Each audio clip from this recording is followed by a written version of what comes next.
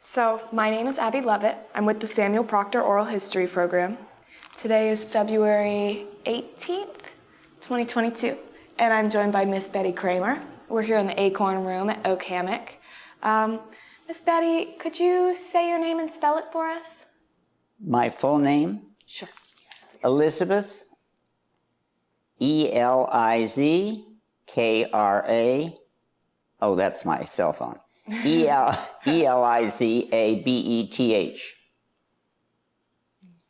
And my last name is Moon, Moon-Kramer. And the reason it's that is that I was married successfully twice, and I carry both names. Oh, that's cool. So, can you tell me a little bit about when and where you were born? I was born in Pittsburgh, Pennsylvania. My dad was a professor at the University of Pittsburgh, and he had just recently returned from teaching in Japan. Oh, that's interesting. They moved to NYU when I was a year old, and I grew up in the Village in Manhattan. Okay. The Village. What was the culture of the Village like? Bohemian. Interesting. And I attended first Bank Street Nursery School, and then I attended Little Red Schoolhouse, which was a very progressive school. I did not learn to read and write because I played in the sandbox. You had your choice. And as a result, when my parents moved across town and I entered school, I had to repeat the second grade again so that I could learn to read and write. And for an English teacher, that is really quite a feat to have repeated one of the elementary grades. Yes, that is really interesting. So this progressive school that you went to, what were their sort of ideals? Was it? That you would not be forced to do anything you wanted to, not to join the reading group. And so, as a result, I did not. The idea in the school is that you continued to go, and by the time you were in the 7th grade, you were ahead of everybody else in elementary school all over Manhattan. But since I left, I didn't get into the continuum. Ah, I see. So what was it like to transition into, I know you had to repeat a grade, but what was it like to transition into a public school? No, they were still private. Still a private school. Okay. I've been in private schools most of my life. Okay. So can you tell me a little bit about your parents? What were they like and what did they do? My parents were Well, your dad was a professor. liberal. They both worked. They hired someone to live at our apartment in New York and take care of me. So I had a succession of, one was a nurse at the hospital, and the last one was a student at college. And so she took care of me until we moved just briefly to New Jersey. When did you move to New Jersey? Pardon? When did you move to New Jersey? Do you remember how old you were? What, when I went to university? Oh, no, when you moved to New Jersey. Oh, when I moved to New Jersey. I'm not quite sure what the age would be, but I think it was 4th grade. Okay, gotcha. So how long were you there for and where did you go next? My parents were getting a divorce when I was 12, and so I was sent to boarding school. And I went to a school that did not have an 8th grade, so they made one for me. And I was the only person in the 8th grade. That is really interesting. And that was a Oakwood Friends School in Poughkeepsie, New York. We had a very small school, 50 boys and 50 girls, and I thought that I had landed in heaven. Really? Because as an only child, growing up in Manhattan, all of a sudden I had a roommate, boyfriends, girls, and boys to play with. It was wonderful. And this would have been when you were in, you said I left for 8th grade. 8th grade, okay. And I was there through 11th. And then I skipped the 12th grade. So I made up for that disastrous repeating of the 2nd grade. Right, it evened out. I went to McBurney School for Boys in Manhattan for summer school and got my 4th year of English, and I entered as a freshman in Friends School in Poughkeepsie in the 8th grade. Wait a minute, back up with that. Take that part out. When I graduated from high school, I went to college, and I went as a school on trial because I had no diploma. So they gave me a diploma after I finished my 1st year of college. I got my high school diploma. Interesting. Quite complicated. Where were you going to school, or to college? Guilford College, Quaker School in North Carolina, in Greensboro. Is that G-I-L-F-O-R-D? Guilford. Oh, Guilford College. interesting. It was a Quaker school. Yes. Was it still... Well, you've heard of Swarthmore, Swarthmore. which is a Quaker, very famous Quaker university. Okay. And Georgetown is another. So there are several Quaker colleges. Was there a religious overtone there? Or okay. No. And It's liberal. not religious. Did you grow up in the church? Were you religious growing up ever? No, I didn't, and my parents were not religious, but because I started Quaker schools in the 2nd grade and went all through college, I considered myself for many, many years a Quaker. I'm now a Unitarian, but I, at that time, was a Quaker. Makes sense. I can see sort of, do you think there's a relationship between the philosophies of the two? Or similarities? Yes. Well, again, that is the way I was raised. My parents raised me that way, so. So, when you were in college at Guilford, what did you study? Well, I, for some reason, thought that I was a genius in math. And also, I always had wanted a chemistry set when I was a child. As an only child, my father was very dictatorial. There would be one of those wonderful little Gibson sets where they had all the little bottles and I wanted one of those so badly, never got one. So when I got to Guilford, I decided I was going to major in math and minor in chemistry. That was a disaster because in my entire life I had never had a chemistry class. Right. I did not know what they were talking about with a formula till Christmas. I mean, I was lost in the weeds. So I changed to majoring in English, and I ended up cum laude, and having lived down that one chemistry, I would have had magna if I hadn't had that grade in chemistry. Oh, that sounds a little bit. But that was another wonderful experience in my life, going to college. Small college.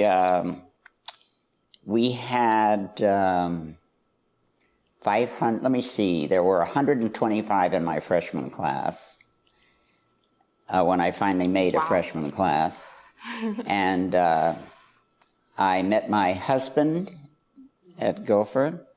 We were married in my senior year. and returned for his senior year. But by this time, I went and had a baby. So we lived at the college in what they referred to as the prefabs, which were barracks that they had gotten from the service people. Oh, okay. And I ended up, while he was going through Guilford to graduate, with 2 children. Wow. Wow. But you had your degree at this Yes, I got my degree in 49. English. Okay. Okay. So were these barracks that you lived in a remnant from the GI Bill? And, Yes. Okay. I've heard some about that. What did it look like, your housing? Oh, it was a barracks. It was a barracks. But it was a wonderful, wonderful life and experience. We had nothing, but nobody else had anything anyway. And my husband graduated in 51 rather, Oh, okay. 2 years after I did, because he had been in the service. You know, it was interesting when I was a sophomore in college, the college got flooded with veterans just coming back from the war. So they were all older than we were by at least 4 years. So all of my friends married my other friends, and it was a great group. I think there were 69 of us that married and in college, our college friends. It was a wonderful life. And I had lifelong friends. Do you remember what outlets, how did you meet your friends? Was it through living in the dorms or That's barracks? kind of interesting because right now I'm watching things like fraternities and sororities. As a Quaker, I do not believe in those. And I saw instead what we had were the friendship club, the athletic club, all the kinds of clubs we had, and that's how we met. Because the school was small. And I sort of realize now, University of Florida being so enormous, how you get acquainted, it would be very difficult to have the beekeeping and the, so forth. But I found that wonderfully comforting. It was another family. For somebody as an only child, you have no idea what it's like to reach out and have other families that you create. And that's sort of my life's history, is extended families. So when you were there and your husband was finishing up his degree and you had the babies, you still were able to have other parents around you? Oh, yes. And they all had babies. So we had quite a lovely, wonderful life. Awesome. And my husband went with the General Electric. Well, he coached for 1 year because he was a football player. And then we went with the General Electric, and that was another family. And we traveled all over. 4 years here, 4 years there, 4 years, always 4 years. 4 years to get a different house, different drapes, a brand new water heater. I never knew those things wore out because I was never any place long enough to see that happen. But we built a house in Asheboro, North Carolina, which was the first place. And we were there 4 years, and I had another child there. And then we moved to Hickory, North Carolina, for another GE plant, and had another child there. I sort of monitored my child bringing. And then we ended up in, Schenectady was not the next place. Syracuse was the next place. Outside of Syracuse in one of their GE plants. And then we moved to Schenectady in one of their GE plants. This is how they promote in the General Electric. They just move you along. Right. And it was not a severe problem because they paid for the transport of moving you. And we had 3 days when they were paying all the bills, and my kids got a chance to eat in the restaurant every day for 3. It's a wonderful holiday. Nice. And again, we picked up extended family all the way down the line. It was wonderful. And then you had people everywhere that you could go and Exactly. visit. That is cool. And that is how we ended up here in Florida. I see. Over in St. Petersburg with the General Electric was making what they referred to as toilet seats, but they were really atom bomb triggers. And it was a secret operation. And that is where my husband, who was 41 years old, and I had 3 children, had a heart attack. And he was rushed to the hospital. We didn't think he was going to make it. And I, at that point, reevaluated my life. What was I going to do? I had a degree in English, and I had never worked a day in my life, except maybe as a camp counselor when I was a kid. So I went back to school, and I entered university in New York State. It's called SUNY, S-U-N-Y. Oh, I'm familiar. Which is, and I did the one that's in Albany. Okay. And I took teacher's ed to become a teacher. And I took all the courses I needed to get a New York State teaching certificate. And my husband was wonderful. He did the dishes, took care of the kids, and all I did was went full-time to school. I got my teaching certificate, and lo and behold, 4 years had happened, and he had recovered from his heart attack, and we were transferred here to Florida. That's how we got here. And so I started teaching here in the state of Florida. Did you have to get new teaching certificates? I had to do one course, I think. I was shy. Okay. It might have been a methods class of some kind, but at any rate, I went to the University of South Florida for that. Okay. Because we were living in St. Petersburg, Clearwater area. And that was a whole brand new experience in my life. Florida or USA? Teaching. Teaching. Oh, yes. Teaching. I loved it. Awesome. I guess I come from a long line of teachers. My father was a professor. All the aunts and uncles and anybody has been a teacher. Right. And I adored it. What grade did you teach? Well, I was really going to teach at college. I wanted to teach Beowulf and Chaucer, but I was doing some substitute teaching while I was on the wait list. And they had an opening at a middle, it was at that point a junior high, close by, and I went and substituted for this teacher a few times, and they evidently loved me, and I loved them, and I ended up taking that class and keeping it for 28 years, that same classroom. Wow. And I loved it. I loved the kids. They seemed to be on my level. We got along. I had a wonderful time teaching. I got so involved with the state. I became the executive secretary for the Florida Teachers of English for the state of Florida. And that case traveled all over the state for conferences and so forth. I adored it. I got involved in some teaching projects that I never, ever expected to become an expert in. I had never seen a class of basic students in my life because I'd always been in private schools. And here were these children that could not read. I could not imagine that.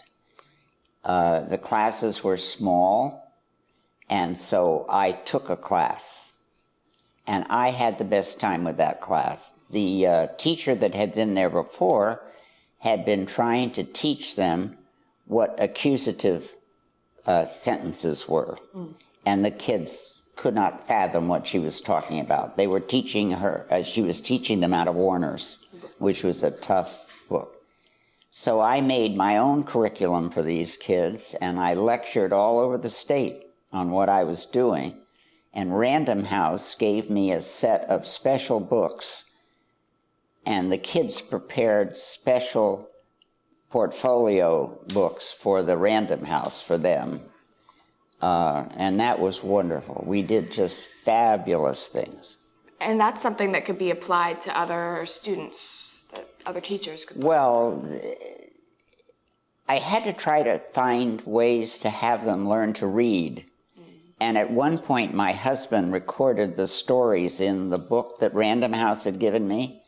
And I ended up with recording back in those days. Of course, we didn't have a lot of recording things, but they had a recorder, and they could put the earphones on, listen to my husband reading the story. And he got into it with all of them. Oh.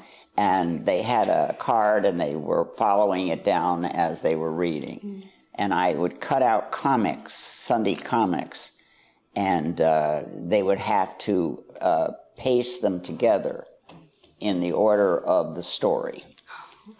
And I just never ran out of ideas.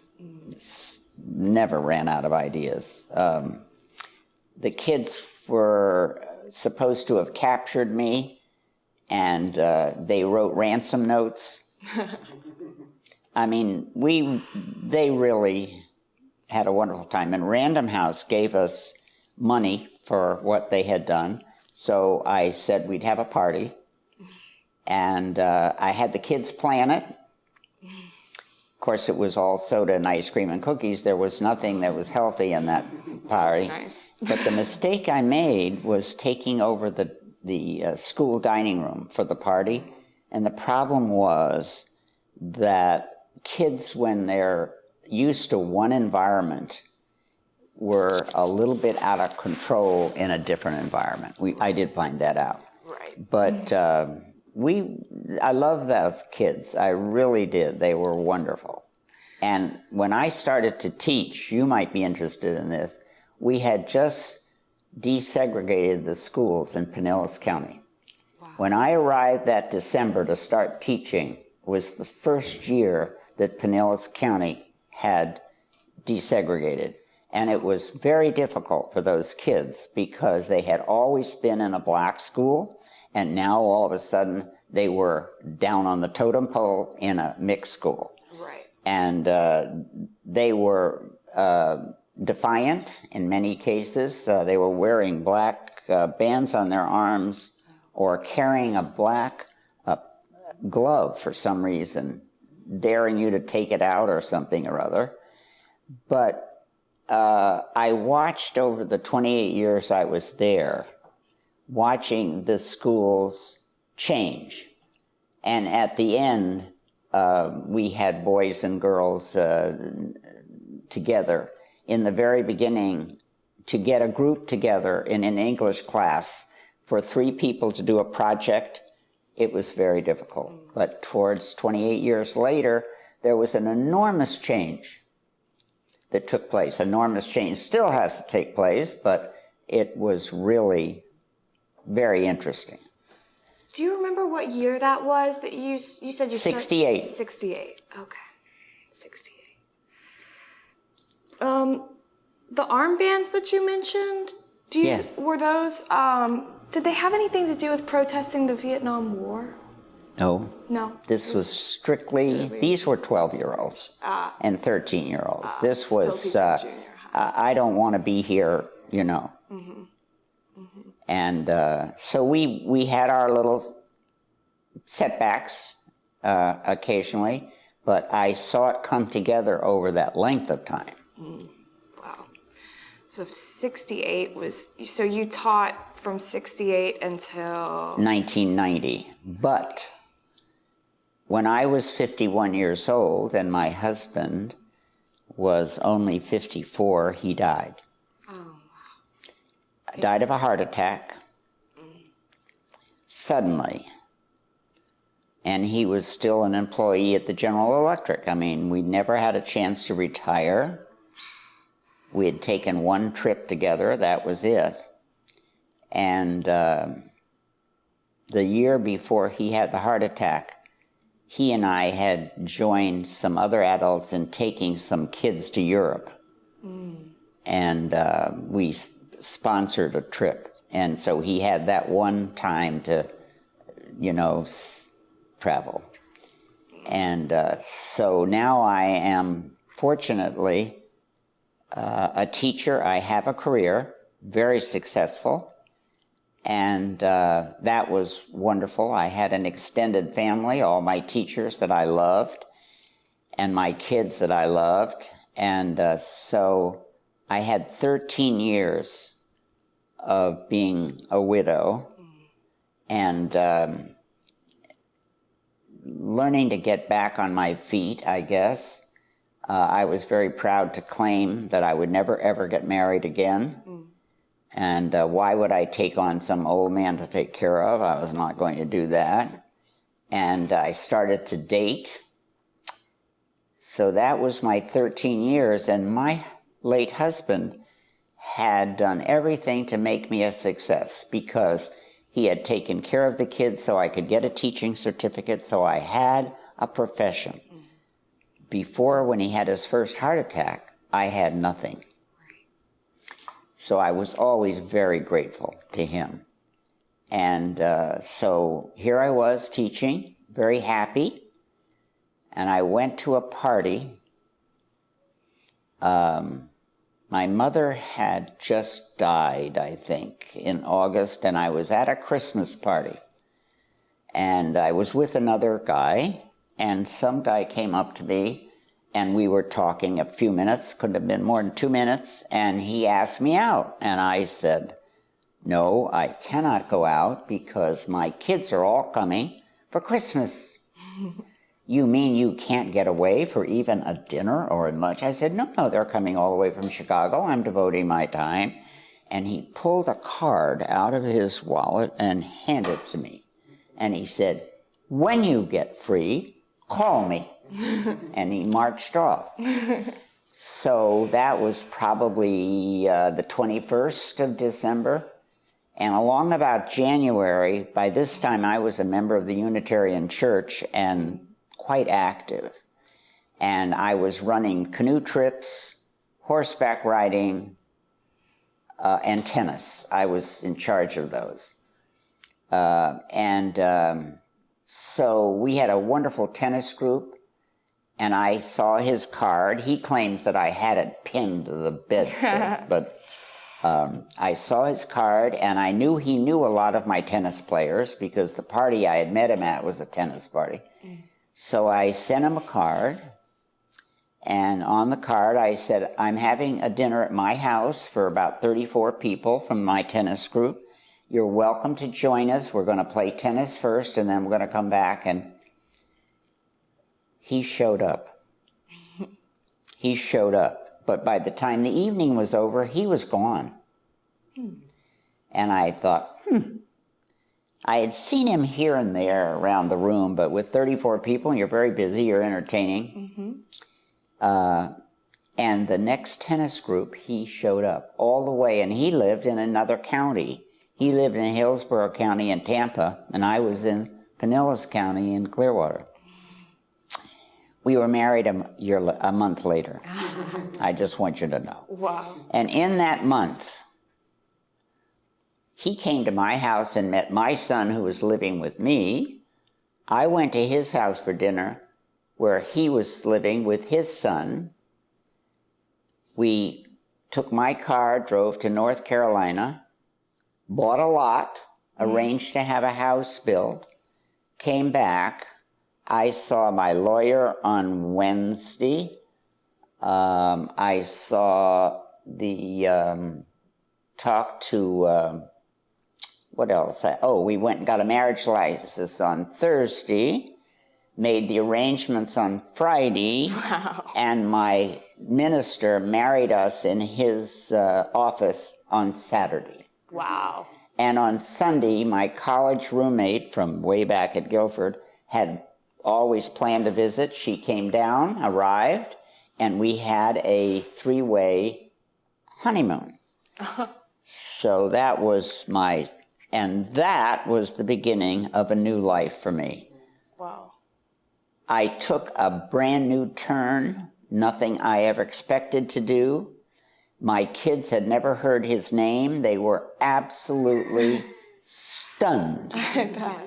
And I was just like a 16-year-old. Really, the love of my life had arrived. Oh. You cannot believe. That is so great. And we had an idyllic life. He died 3 years ago, 2.5 years ago. And we came together to Oak Hammock. We lived for a while in Treasure Island. We had a boat. We belonged to the yacht club. We did all this stuff. He had airplane. It was a wonderful life.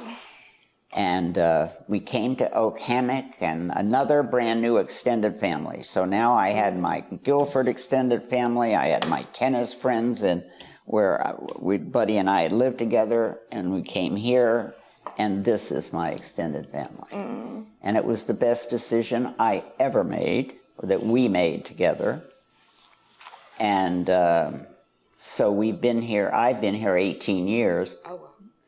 And so I had 31 wonderful years with my first husband, and 27 and a half wonderful years with my second. Wow. And there are not many people that can be that blessed. What were their names, the first and second husband? My first husband was Walter Moon. Walt. And my second husband was Charles Buddy Kramer. Nice. He had the most gorgeous blue eyes, and I absolutely adored him. And he really had a tough time at the end. Very tough. But he is sorely missed.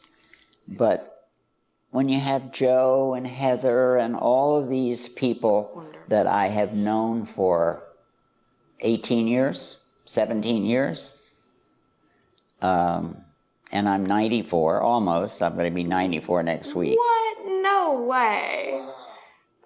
So I'll be 94 next week, or on the 14th of March, whenever next week is. Happy early birthday. I'm very fortunate. I have 3 wonderful children who, my oldest son lives in Chicago, and he's a developer, very successful, and also an art historian, and just a great guy.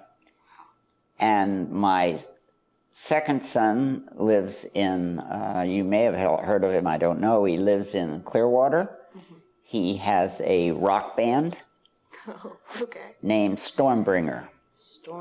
And they play all over Tampa, but they've been to Japan, they've been all over. Interesting. And they play Plant City, they play... So if you look them up on the internet, there they are, blasting away. And my daughter, who was my finally girl, lives in Connecticut. And she herself has had a wonderful experience. She was worked for HRS. She has a degree in social work from Florida State, I'm sorry to say. And she was very disgruntled when I got a raise for 6% and she got one for 3%. So she put down her Social Security, her card, and she said, I'm going to New York. And so I gave her the money to come back because I was afraid she wouldn't last long. But in 2 weeks, she had a job. And within a very short time, she had become, I've forgotten what the name of it that they call her, but she worked for Wide World of Sports, traveled all over the world. She was in Sarajevo at the Olympics, in Los Angeles at the Olympics. She knew everybody, and she became, a headhunter came and found her, first assistant for 1 year, finally the director of public relations for Madison Square Garden. Oh, For that job, wow. she babysat Huck Hogan's children. She horsed around with Domingo Placido. She was everywhere. She met the Dalai Lama. Oh my gosh. She was in charge of everything except the basketball and the hockey. They had their own public relations. After 9 years, Madison Square Garden decided that they didn't need a PR program anymore because every group that they had come in, every band, every performing group, had their own PR people. So Nancy was surplused along with her group. So Nancy started her own public relations firm in New York, and she was very successful with that. She got a big contract with Microsoft. Wow. And she had never been married, dated a lot, sort of close calls. Finally, believe it or not, she met her present husband and got married at the age of 50. Wow. And so she brought into the family Steve with his twin sons and a daughter. So I have the biggest extended family you can possibly even imagine. Wow. And to this day, when we get together, it is my first husband's family, my second husband's total family, all of their children, my children, the exes, everybody who's been formally married to everybody else. It's a group you would not believe. So one of my friends is my husband's ex-wife, his son, his ex-wife, her mother, her it just goes endlessly. So for the only child, I have been just so fortunate. Wow. And I have friends here that I wouldn't trade for anything. And my life at Oak Hammock has been, as Buddy, when he died, he did not want to have a big ice cream party and a family party and stuff here. He said his life at Oak Hammock had been his party. Oh. It's exactly. And I wrote the memorial downstairs, and that is what I said. Bud considered Oak Hammock to be his party. So there you go. So you two together chose to move to Oak Hammock. How did you hear about it, and what made you decide to come? Well, my mother had gone into a facility like this in Pennsylvania called, it's part of the Kendall Group. Kendall has put these facilities in most of the college. There's one with Denison and one with, everybody. So I knew what it was, and I had spent many, many, many weeks visiting my mother in her facility. She was there 14 years. So my husband, my new husband, had never heard of a place like this. My mother had just died, and I said, I'm going to take you up and introduce you. So I took him up to the facility that my mother had been in, and he was so impressed with what it was. And so we started to look around and visit places and put our names on lists. And of course, my mother had put me on her place, of course, and my college friends were all on their name with them at the college. And so Buddy and I must have had our name on 8 different lists of different places. And he read in the paper that they were doing a seminar in Clearwater about this strange place. And so we went to hear the presentation, and the presentation was so good, we were impressed because it was connected to the University of Florida. And so we signed up, and that was in 2002, when they had not broken ground here. they had to have 75% of whatever it was signed up with money. And so we waited 2 years, and we came in 2004. And as soon as my apartment was ready, I was here. And they filled it up by floors. They started in Joe's building, first floor, second, third floor, and then they went in my building, which was building 2, and I was on the second floor, and we all moved in together on this floor. And it was like coming to college, bringing your own roommate. And we were running back and forth, borrowing rulers, everything we could borrow. And we were getting acquainted, sharing all our news of all our families with these new friends.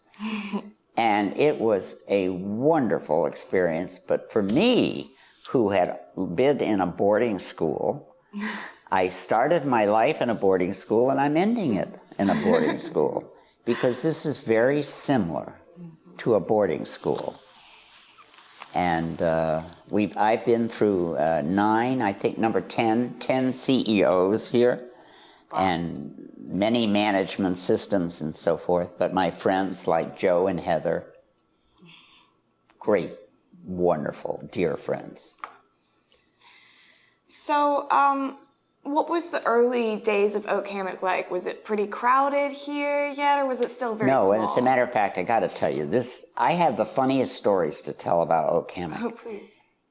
Now, remember that I guess the people who were running it from the beginning were very unfamiliar with old people. And I was only 76. Now I'm 94. But they considered us old. We went on a trip to Tube on the Itchy-Coochie, whatever it is. I never got it. Itchy-Tuckney. And when they loaded the bus, they put a cooler of cold drinks in the bus and a defibrillator. Yes. And we were like 76. I guess they thought we were going to expire on the way. And they had hired some young girls to go with us to keep track of us and so forth. Right. We had a wonderful tubing thing. The other thing they did, which was so ridiculous, my husband, who is a great salter of his food, he went to the dining room and he picked up the salt shaker. And, we had at the beginning of Oak Hammock these gorgeous china plates with this rim around of gold and green. And the salt shakers were opaque, solid match at crockery. So you identified the salt shaker by the holes on the top.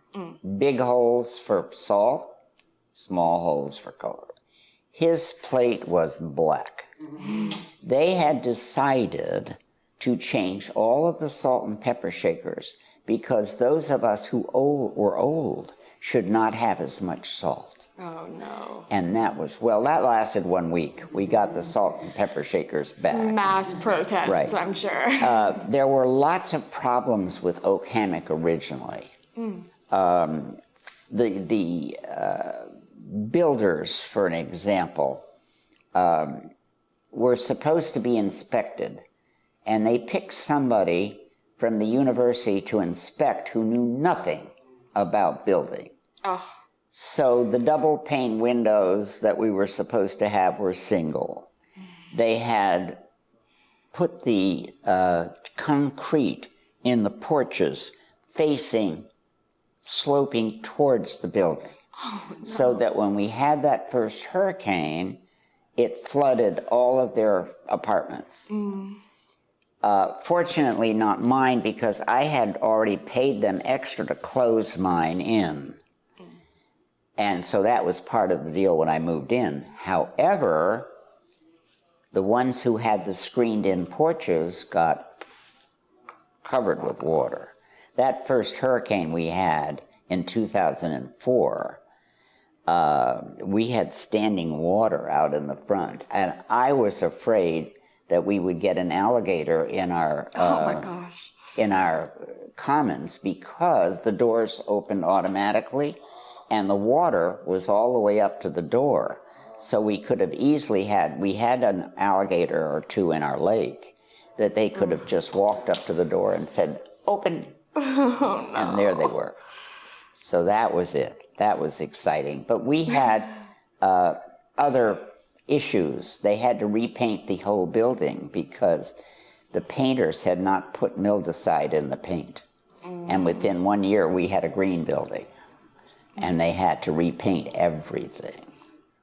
So those were the days when an alarm would go off. And the first time the alarm went off, they went off with regularity for no reason.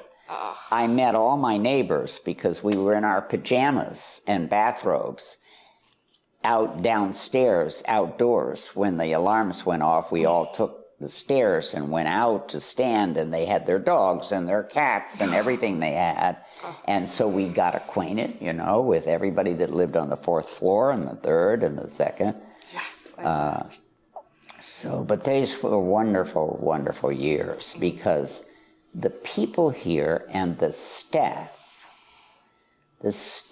is incredible. I love every single one of them.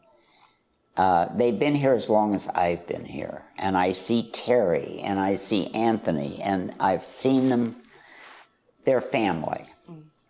So I have developed multiple families. Treasure Island tennis family, Guilford college family, Hammock family. And the 14 wonderful years that Buddy and I spent in North Carolina in that house we built was a dream. We went every year and stayed exactly 6 months minus 1 day because that keeps you as a resident of Florida. Otherwise, it gets to be a problem. So we went every single summer and met our summer family, and we had 14 tubes that we had purchased. They were on our back. We built this wonderful party house. We belonged to 2 tennis groups, hardly ever ate at home. We were tubing, tennis, hiking. I lived a dream life. I really did. I've been very, very fortunate. And the years that since I was born in 1928, during the Depression, I have had the best years. And I wish that I could say I'm going to leave the best ones to my kids, but the answer is no. It's been pretty rough here lately. It is more than rough. Yeah. It is more than rough. But, you know, my kids are no kids any longer. My oldest is 72, and my youngest is 68. So they are the ages that I was when I came in. Okay. They might start moving in with you. And I never, ever, ever expected to be this old. I don't mind telling you. But I'm still trying to stay active. My current big issue is assisted living here. And I started a group of 9 volunteers here in Independent who will buddied up with 9 residents in assisted living to share experiences and visit and so on. And then COVID hit. And they were locked down and we were locked down. And it has been a trial keeping those pairs together as buddies. But now hopefully we'll open up a little bit and my thought was that we could do emails with them, telephone, invite them up to eat with us here, send cookies, wheel their wheelchairs around the lake. There are all kinds of things we could do together, and we need to get the together back, is where we are right now. ILR classes here are the best. If you're familiar, did Joe talk a little bit about ILR? I'm familiar. That's the Institute for Learning and Retirement. Right? Yes, and your professors from the university come and do 6 to 8 sessions here with us, no homework, and it's just been a wonderful experience to hear the professors, for one thing, and to get involved with some of you who are younger than 76. And it's so nice to see you. We have a lot of wonderful staff, of course, that are young.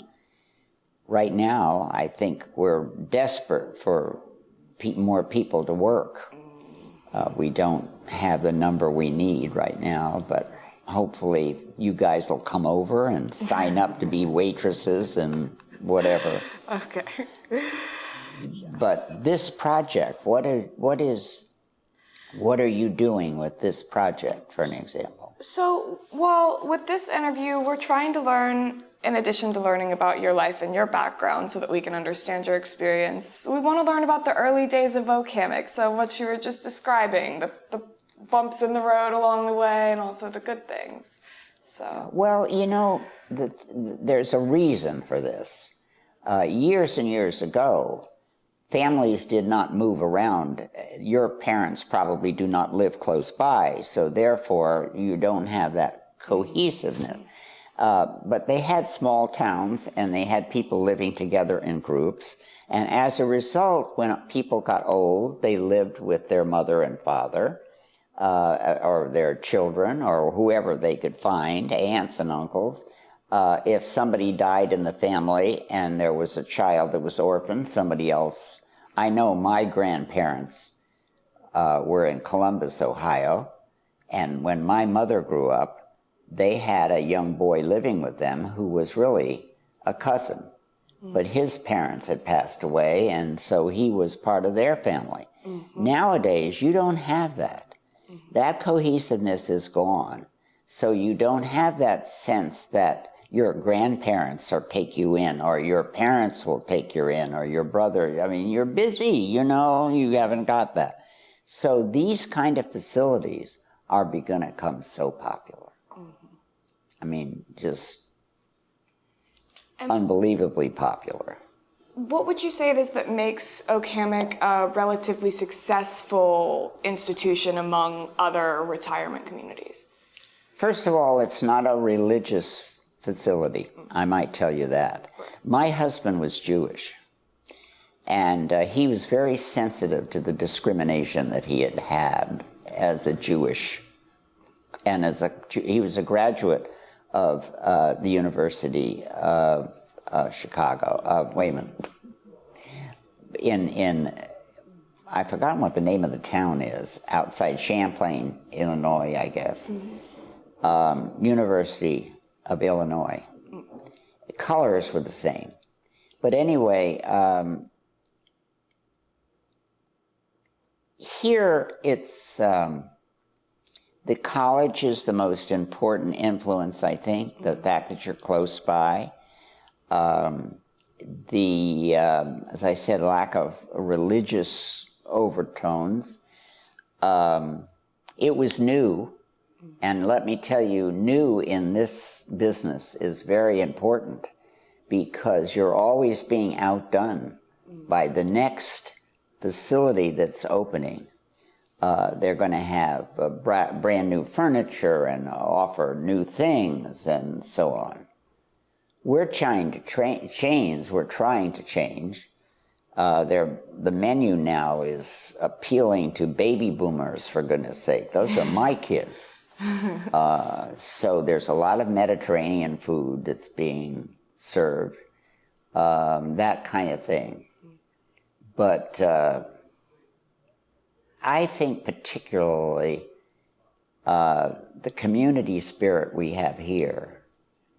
Now, my mother was in one that she dearly loved and had a ton of friends and so forth.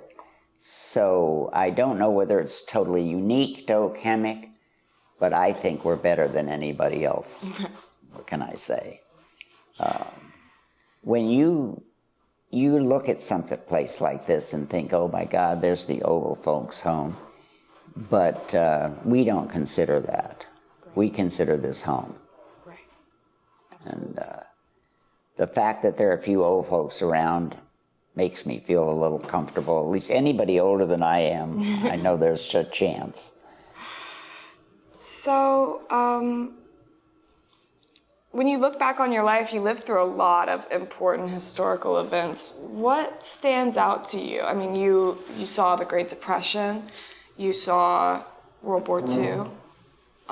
Well, I think the Great Depression probably had more influence on me, even though I was born at the very beginning of it in 28, and my early years were the first 3 years of the 30s. We didn't have very much. My father was teaching, so fortunately he had a teaching salary, and I think he was making $200 a month. He was working for the government in addition to teaching, and he was worked with Eleanor Roosevelt, Harry Hopkins, with the WPA. But he was working with the artists and writers during the Depression. And I remember my house was full of paintings that my father had stocked everywhere, and also books that they had paid writers to write and illustrate, and they printed. And we had copies of those all over the place. Wow. So that it wasn't just teaching that my dad did.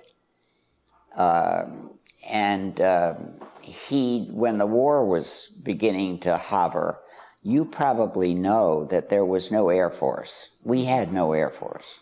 There was no Navy, Air Force, no Army. So they hired my father to start a pilot training. And he bought a big schoolhouse, an old abandoned schoolhouse in New Jersey. And he got all of these young men who were signed up to be, I think it was called the Civilian Pilot Training Program. And when I would go to visit, and I was in boarding school, I thought that was wonderful. All those gorgeous young boys, and I was like 13, and my eyes were like this. And they were doing their pilot training out in the Pennsylvania area where they could find a small airport. And I remember riding out in the car with some of these vets going to do their pilot training when they were practicing their Morse code in the car. Mm-hmm. And they were talking in Morse code, dot, dot, dit, dot, dot, you know. So that part of my life when we were preparing for the war, and I was in boarding school on D-Day. We had blackout curtains on my dorm room window. And I remember taking a record player out in the hall and shutting all the doors so we could listen to the record player, all of us. But being in school and boarding school during the war, I didn't have my parents across the table to talk to me about what was going on, but we had wonderful speakers that came to us and talked. But I could tell you then, during those war years, more about why India should be given its freedom than why we were in the war, because I was getting those kind of inputs. Sure. But being a Depression baby had more to do with the fact that today I'm very parsimonious. I'm not a spendthrift. I value money, little bits. I'm not wasteful. And I think that came from those days. Well, that's very early in your life, so of course your brain was sort of trained to not waste food, not waste. Well, being an only child and living in Manhattan was a real problem because you didn't have a neighborhood to play in or anything. Right. And so my parents, when I was 4, got me a cat. And my cat was my life. I had that cat for 14 years. And I carried that cat everywhere, talked to that cat. And it was just when I went to boarding school when I had a family. My parents were never the kind that were the huggy, kind of sit on my lap type. My dad may have been bipolar, now that I look back on it, but he was difficult. He was a brilliant professor, a brilliant everything that he did, but as a parent, not so good. Not so good. And I didn't have any brothers and sisters to help me take the load.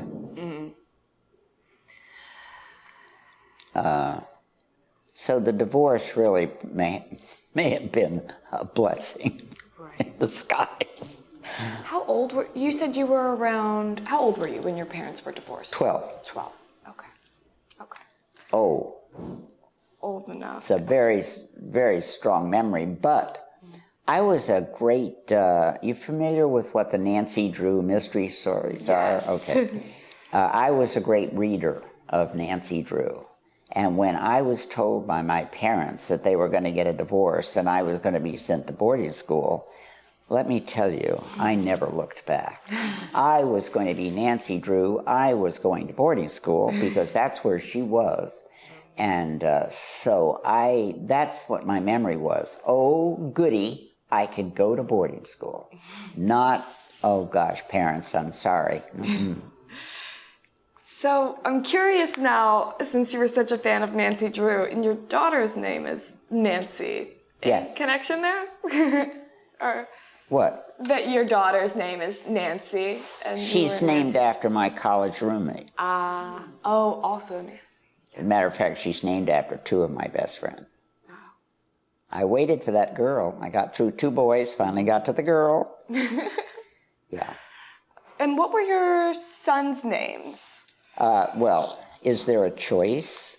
When you have your first baby and the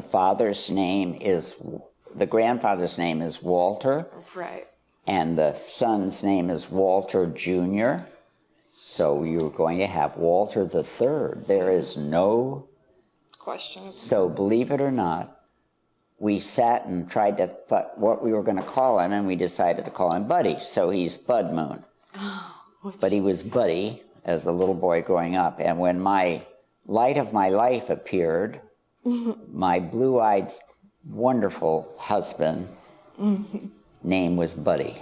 Yes. And it was foreordained that I was going to meet a buddy, and he was going to change my life. So I have 2 buddies in my life. That's really wonderful. And then your other son who lives in Tampa? Yes, Richard, but is Rick. I mean, he was Ricky, but now he's Rick. And he is getting that guitar was the biggest mistake. He was 12 when he got the guitar. He traded in his Lionel train set and got the guitar and bought a little square speaker. And my oldest son arranged to have one of his high school friends come and teach him how to play the guitar. And Rick was 12. And before you know it, he was playing with that band of high school students at the community center. And I was upset because the boys had hair on their legs. They were older, and my son was 12. And he was playing backup guitar. And the rest of history. I mean, we had those boys practicing it ended up by everybody practicing in my basement, in my garage, in my front porch, my living room. I lived those kids. And you just could hear guitar finally in your sleep. Left the University of South Florida and went full-time. To playing music. Yeah. And that was I never thought it would be a lifestyle. I never thought it would be a permanent thing that he would play, but today he's a great kid. No. He's not a kid. Right. He's a great guy. And they're a very, very popular band. I'm going to have to look them up. Stormbringer. Stormbringer is the name. It used to be the old band that he went with when he was they tapped him was Deep South. And it was a show band, went all over, up to Canada, every place. But the new one they have, and the guy that plays with Rick came from Kansas, and been his best friend, and just recently died. But it's a very successful band, and I was the most popular teacher at the middle school. Because my son had a rock band that played in the neighborhood. Right. And you can imagine what that was like. Did you ever teach your kids in school? Were they like ever your students also? No. I substituted in my middle son's class one time, but they had called me after he had left for school. And he almost fainted dead away when he saw me in front of the class. And especially since when I went there, I wrote my name, Mrs. Moon, up on the blackboard. Right. And the kids just ripped him. But after I had been there all that week, he was the most popular boy in school. So, because we had a good time. Worked out in your... Well, you seem like you were a very fun teacher with all your creative... Well, I was a good teacher. I was teacher of the year. I was a good teacher. And I love my kids, and today I hear from them all the time. Oh. Yes, I loved my kids. Do you have any students who stand out as they went on and you found out they did something successful? That had become famous? Sure. Well, Laurie White became a singer in Nashville, because my son just called to tell me that she had just died. Oh. Laurie, L-A-R-I, White. But she was a folk singer, quite popular. But I had fun with the kids because, I think the reason was I was 40 when I started to teach. I was not a kid. And I came in, and I didn't have to teach to live on. It was the salary. Right. So I just enjoyed it. It was fun. I brought a friend who I found had a monkey, a chimpanzee. And I'd been teaching my advanced kids about language and where we got language from and stuff. And so I arranged to have them bring the chimpanzee into the class. These are the ways to become the most popular teacher in school. Absolutely. Absolutely. And I learned how all of those were. It's just creativity and coming up with engaging in different I things. was cooking bacon in my classroom, my class of my basic kids, the disadvantaged one. And everybody else wanted to know why they couldn't have bacon in their class. So anyway, I was proud of that. I'm proud of my years of teaching and really proud of my life, I guess. Happy and satisfied and not a bit depressed about that. Yeah. Seems like you had some great people in your life, some very successful kids. And still. So sign up somewhere for these kinds of facilities when you get old enough. I will make that suggestion that you'll make a good choice. My sister is a hospice nurse, actually. There you go. So, and she loves it. She's comes home and calls people who live in hospice just to talk to them after hours. Yes, and that's very compassionate.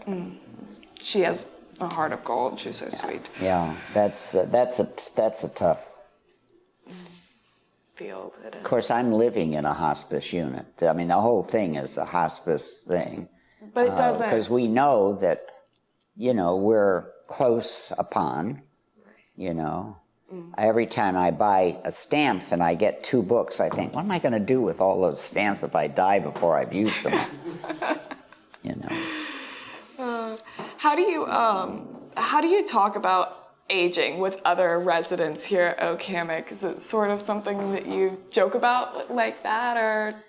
Well, it depends on what day of the week it is. Sure. If a friend has just died, we're very sad to have lost them. However, we're all here to die. So it's the end of this. This is when I came in and I was 76, and it seems like a long, long, long time ago. Right. Well, 18 years. Right.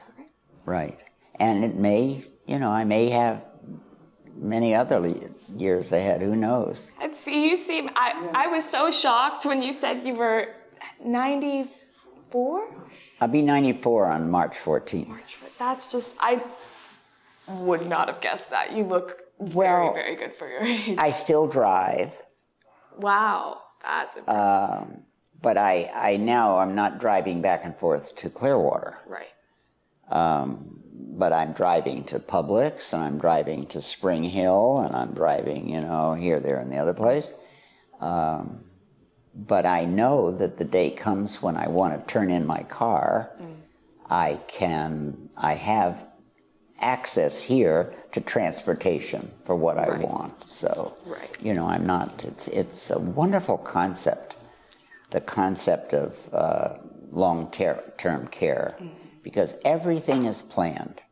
In other words, whatever happens, you don't have to worry, because there is a stage it's already taken care of. Right. You don't have to think at this age, oh my gosh, I have to move again. Or... And during COVID, we got our meals brought to us. I mean, I don't really have any long-term worries except about Russia right now. You have to put your mind on something.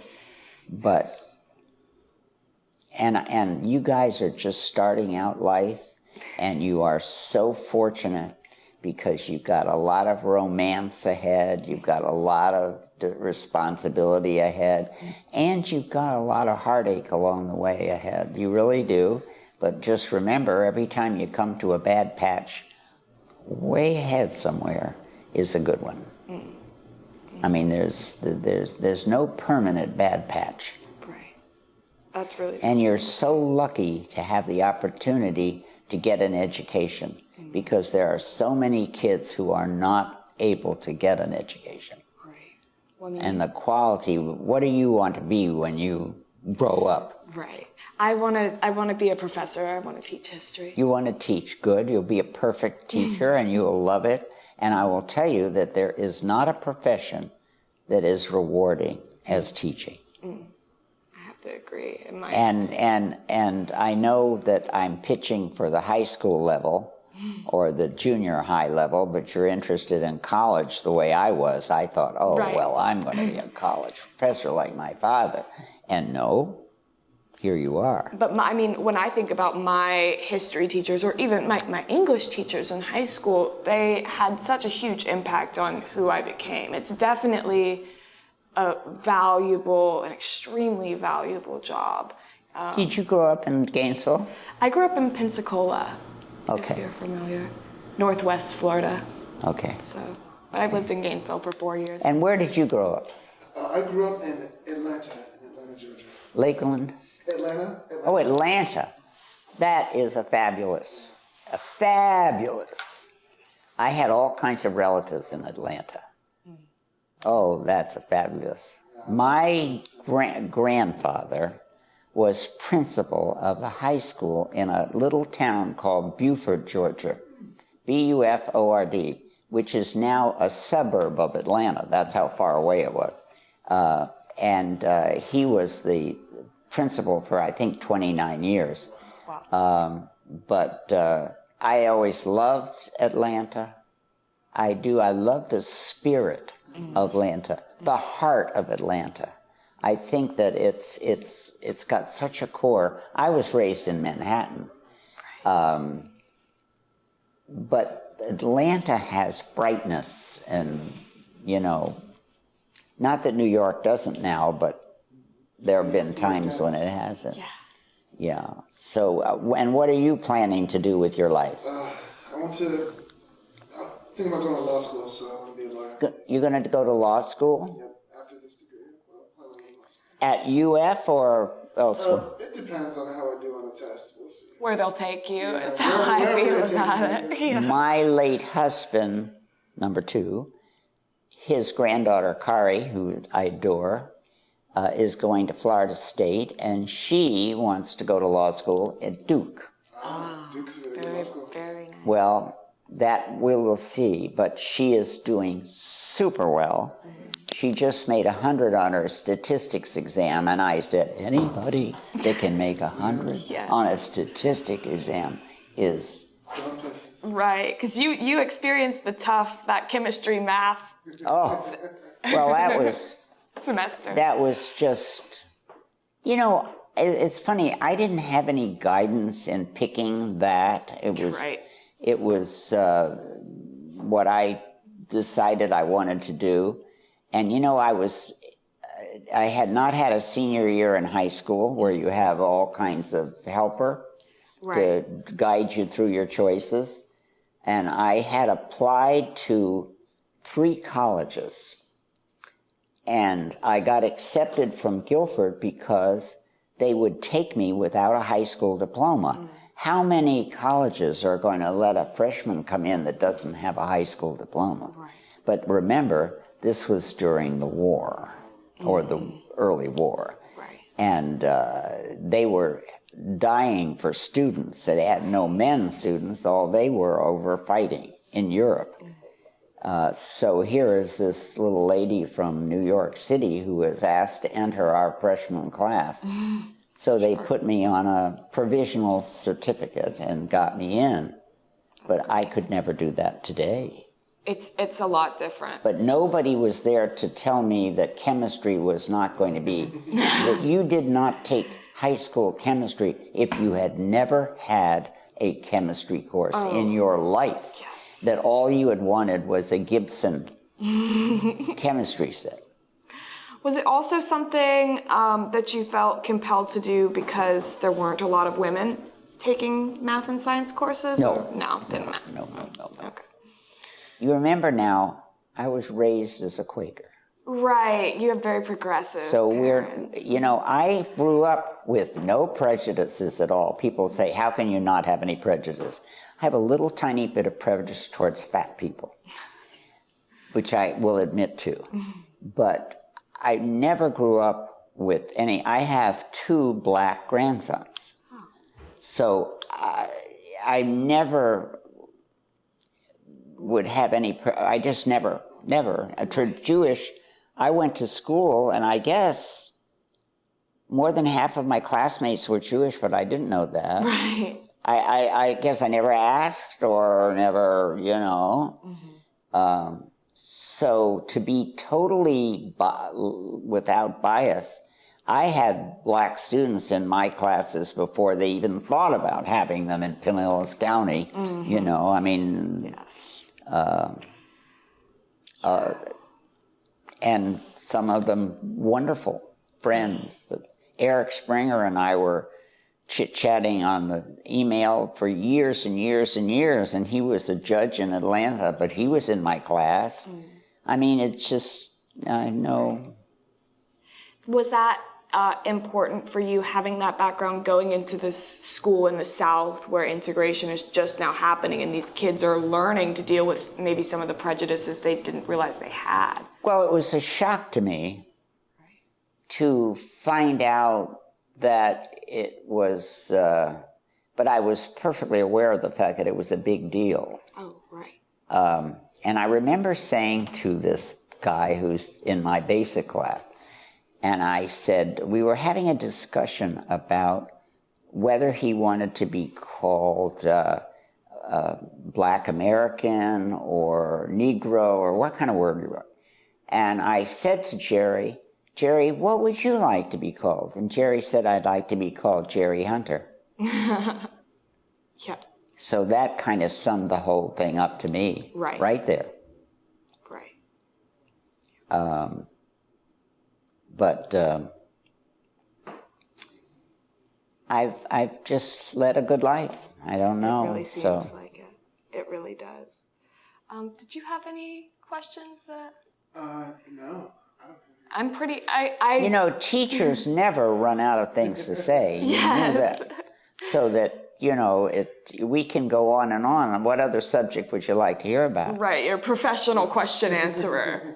Right. So, I mean, we've got these lawyers and ready to go here. I have one more, actually. Yes. I'm just kind of bouncing back to all the things, because you did such an excellent summary. I didn't want to interrupt you, but your first husband, Walt.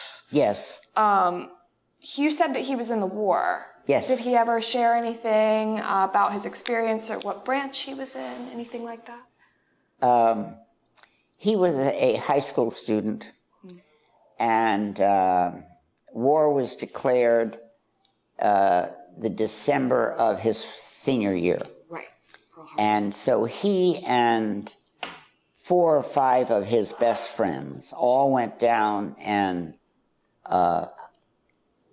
enlisted in February of 42, right away. Never ended up by graduating. Wow. And went off to war. In boot camp, they were together. So I have pictures, you know, of all of the guys together and stuff. He became a signalman with the Morse code and and was assigned to a merchant marine ship. So the merchant marine ships were the ones that were out guarding the destroyers when stuff was being transferred, and that was rather dangerous. But the stories that he told about the war were the time that he sold some sheets to some Arabs. Navy sheets to some Arabs. And that they slept in on board ship before he got his own signalman guy quarters in hammocks on board the ship. I've heard that. But I had heard,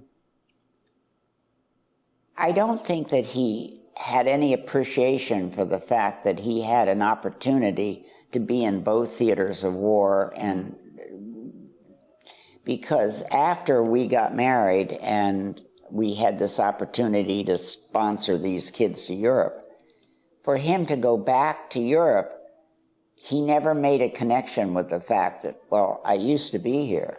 I never ever said anything about it.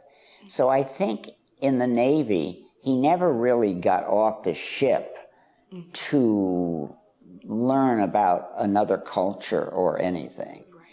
And he made some wonderful friends in the service. I remember him telling me that he got scarlet fever and he had to be put into a hospital in Brooklyn or something. Wow. But he served for 4 years. During that time, his sister died, and they wouldn't let him come back.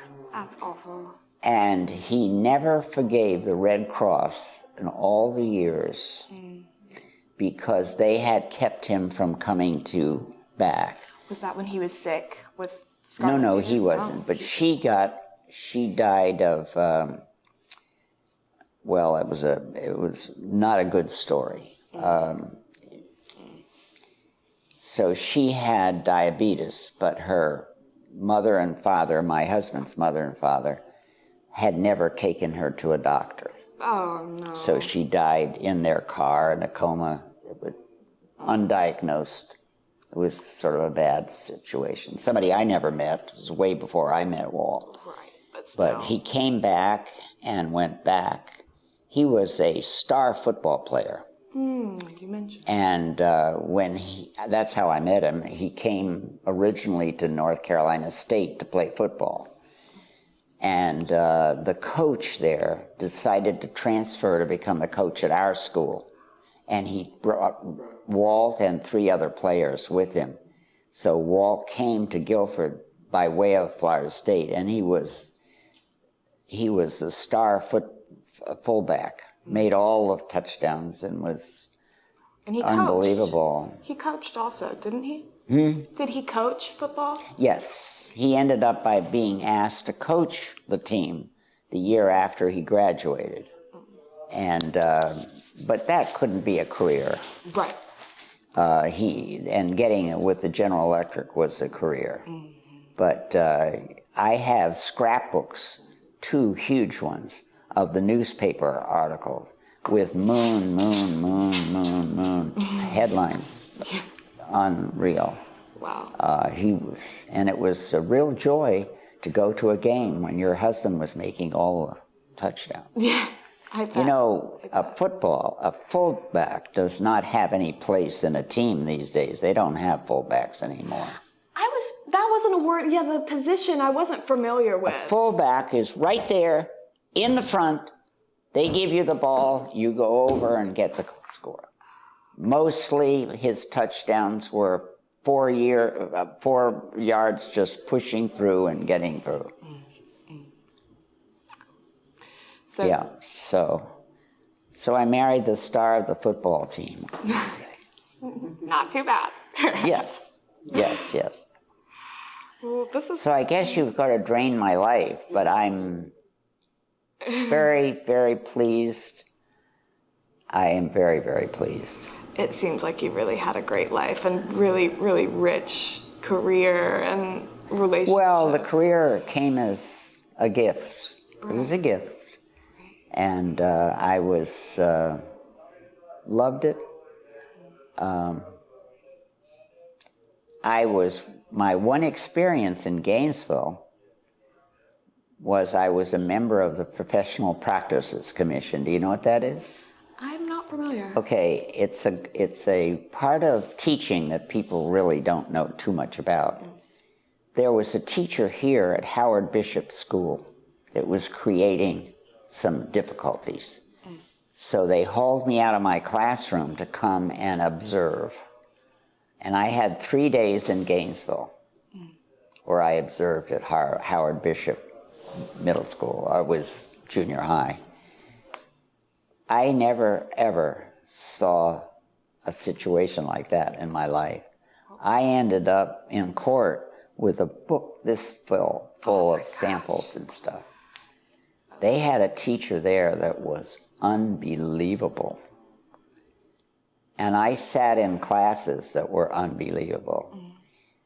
In a class at the back where the kids were leaving the classroom and the teacher never said anything. 2 of them jumped out of the window. The rest of them, there was a door in the back of the old Howard Bishop in the front.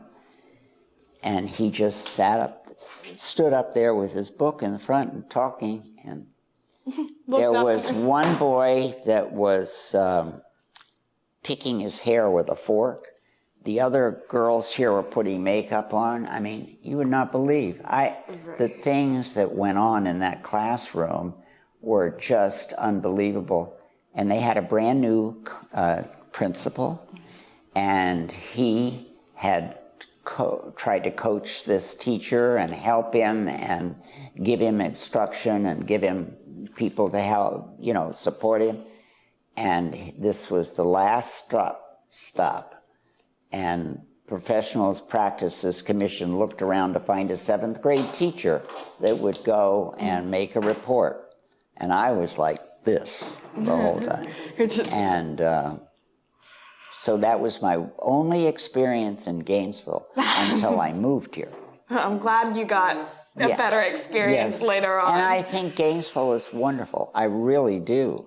I don't know whether any of you, like so many of the students, decide they want to stay in Gainesville. That's been me so far.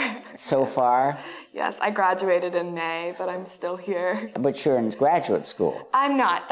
He's in graduate school. I'm applying for graduate school. So what are you doing with this project? Well, this isn't a personal project that I'm working on. It's sort of a group collective project that we're doing as the Sam Proctor Oral History Program.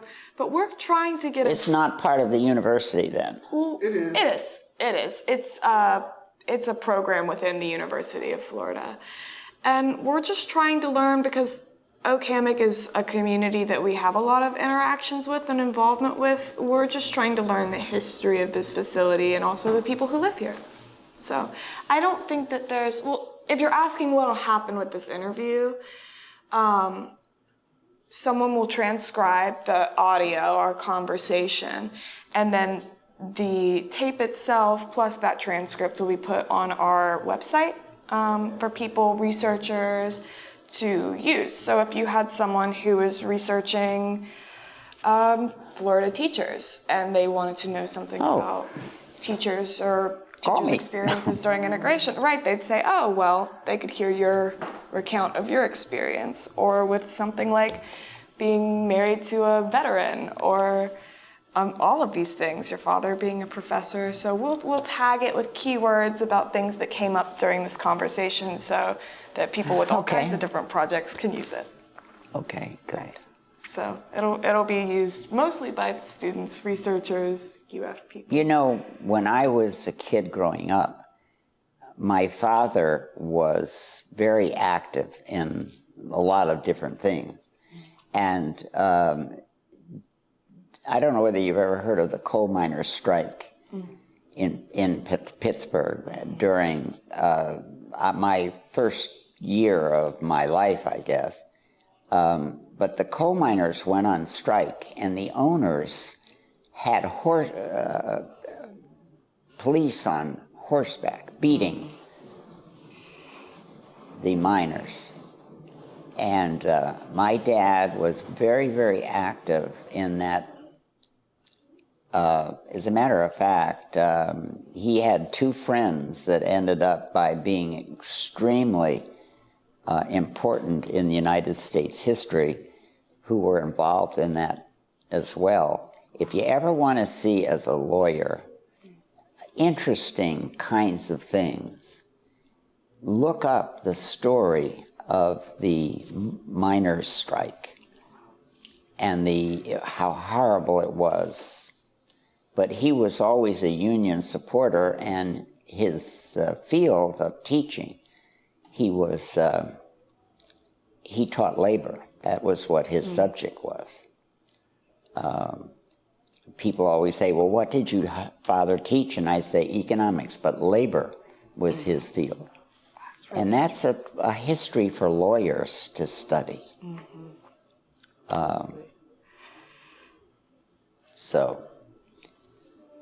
Yeah, the activism aspect is really, really interesting because that was sort of the heart of the labor movement going on too. Well, when my dad was in the Navy, I was also a Navy brat. He was a lieutenant commander in the Navy, and what is his business? He was in charge of the 9th Naval District labor issues. That was all the way from Chicago down to Louisiana, I think. And he was interested in keeping the factories from going on strike because we had to have products produced, and we couldn't afford strikes. So all kinds of labor negotiations. And that's a whole part of law that you usually don't think about when you think about law. Right, but it's very important. I mean, that's people's workers' rights. But it was very important back then because we had nothing but strike breakers and all kinds of things that had to do with labor that you don't see today as much. Right. When your father was working in this Navy labor negotiations role, was that during the war? Yes. Okay, that makes sense. Yes. But as a professor, he had that background, and that's why they gave him that. That's interesting. He wanted to go overseas so badly. Really? Yeah, well, sort of. Never got there. Never got there. Was he called up Or did he join up? Oh, he joined. When the war started. As a matter of fact, I think he threatened them to get in the service. I mean, I wouldn't be a bit surprised. He had had a very interesting history in life, and he had gone to Japan to teach right after college because he was young, and he joined a YMCA program that was sending graduates over to Japan to teach in the schools. And he claims that something fell on his application and ruined his date of birth a little bit.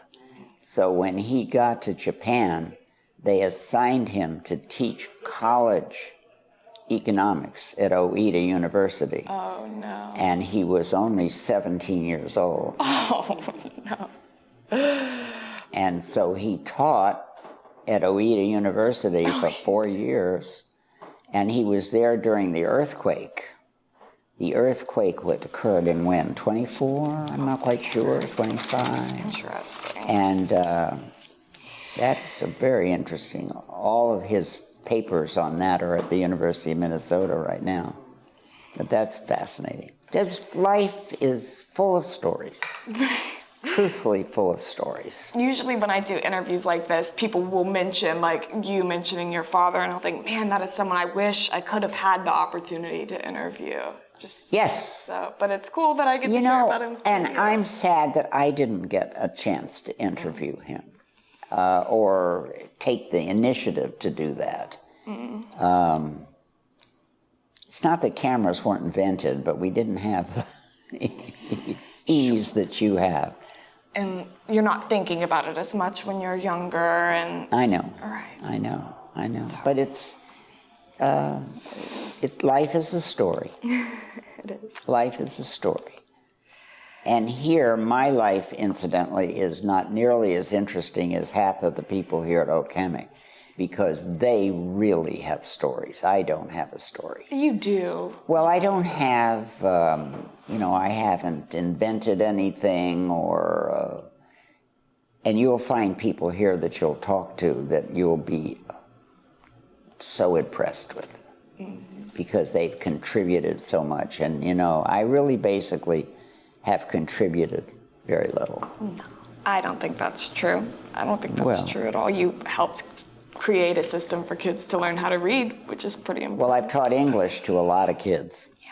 Whether it's stuck is the problem. Although that is one of those things that tends to stick, I'll say. Oh, I don't know about that. I'd like to feel it. But at any rate. Thank you so much for your time. Well, thank you for listening. And I hope you cut about half of that out. Because it's, you do some editing, don't you? Well, not us, but we do have a technical... A wizard, a technical wizard, yes. I'm not great at that stuff. You're two fine young people, and I think that you're going to do really well. Well, with great advice from people like you, we're definitely learning a lot. The answer is education, education, education. And I'll stand on any street corner and yell that. All right. Because that's so I hope we're ended. Yeah, we're all done now.